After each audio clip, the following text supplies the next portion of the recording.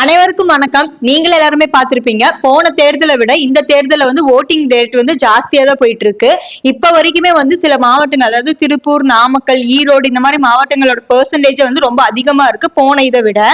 So percentage பாத்தீங்கன்னா இந்த தடவை அதாவது மதியம் 1 மணி நிலவரப்படி வந்து பாத்தீங்கன்னா எல்லா இடத்துலயுமே எல்லா மாவட்டத்திலுமே வந்து பாத்தீங்கன்னா போன தடவை விடவே இந்த தடவை பர்சன்டேஜ் வந்து 10 to 20% வந்து அதிகமா தான் வந்திருக்கு.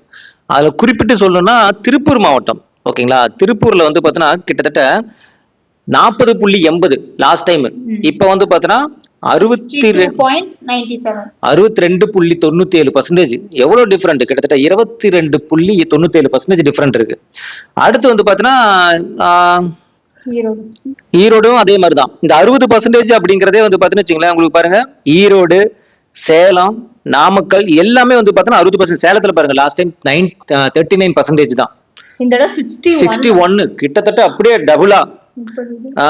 கிட்டத்தட்ட வந்து பாத்தீங்கன்னா டபுள்ல 21%. ஓகேங்களா? அது இல்லாம வந்து பாத்தீங்கன்னா லாஸ்ட் டைம் வந்து 1 மணி நிலவரப்படி வந்து பாத்தீங்கன்னா திருநெல்வேலியில வெறும் 32% தான். இந்த தடவை 50%. கிட்டத்தட்ட 18%.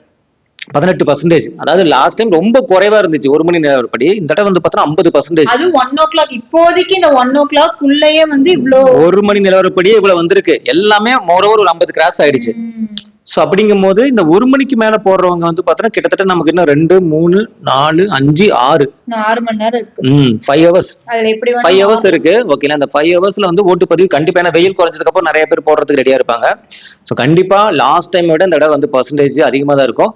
நீங்க கமெண்ட் செக்ஷன்ல சொல்லுங்க, இந்த தடவை ஓட்டிங் பர்சன்டேஜ் எவ்வளவு இருக்க வாய்ப்பு இருக்கு?